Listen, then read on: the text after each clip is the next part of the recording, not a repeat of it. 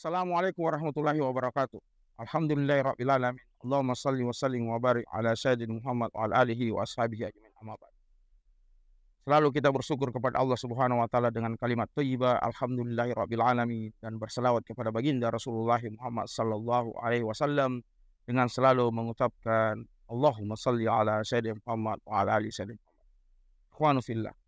Sebaik-baik bekal untuk menuju hari akhirat adalah ketakwaan kepada Allah Subhanahu wa taala.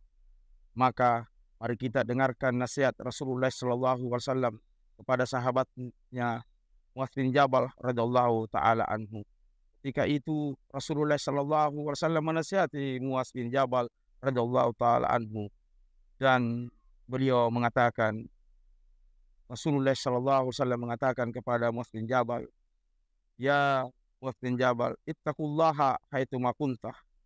Bertakwalah kepada Allah dimanapun kamu berada. Yang kedua, nasihat yang kedua adalah yathba'u sayyi'atal hasanata tamhuha, dan ikuti kejelekan itu dengan kebaikan, niscaya kebaikan akan menghapuskan kejelekan itu.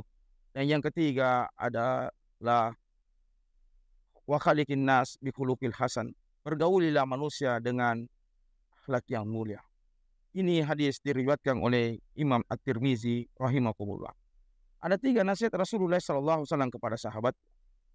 Yang pertama adalah kita disuruh bertakwa dimanapun kita berada, dalam keadaan apapun, dalam kesunyian, dalam keramaian, dalam keadaan apapun.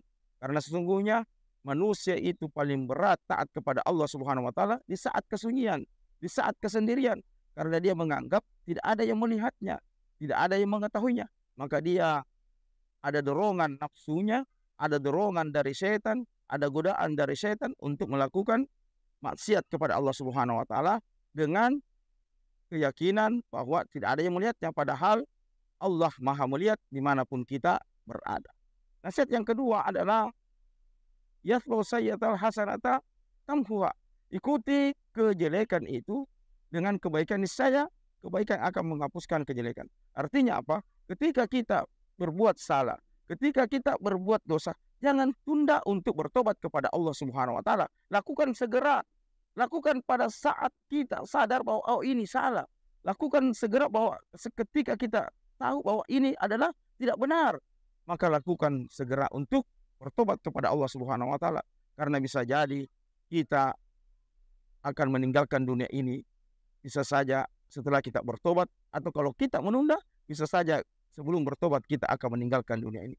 Maka lakukan segera bertobat kepada Allah Subhanahu wa taala, dan inilah menambah ketaatan kita kepada Allah Subhanahu wa taala, dan niscaya kejelekan itu akan terhapuskan dengan kebaikan-kebaikan karena kita sudah bertobat kepada Allah Subhanahu wa taala. Dan yang ketiga adalah bagaimana kita berakhlak mulia kepada sesama manusia. Yang ada selalu mencela manusia, jangan selalu merasa kita lebih hebat daripada manusia lain. Jangan kita memandang enteng manusia lain, karena ini adalah sifat yang tidak disenangi oleh Allah Subhanahu wa taala. Maka ikhwanu fillah, 3 nasihat ini menjadi pelajaran bagi kita bahwa jangan sekali-sekali kita memandang enteng keadaan di muka bumi ini. Maka kita bertakwa kepada Allah Subhanahu wa taala dimanapun kita berada, dan ketika kita berbuat maksiat, jangan tunda untuk bertobat kepada Allah Subhanahu wa taala. Dan yang ketiga adalah haruslah kita berakhlak mulia kepada sesama manusia, saling menghargai, saling menghormati, saling menyayangi. Maka inilah nasihat Rasulullah SAW kepada sahabatnya. Artinya juga nasihat bagi kita semua yang mengikut Rasulullah SAW. Demikian nasihat yang singkat di sore hari ini. Semoga bermanfaat. Hanya dengan ilmu kita bisa bahagia di dunia, bertetangga di surga. Assalamualaikum warahmatullahi wabarakatuh.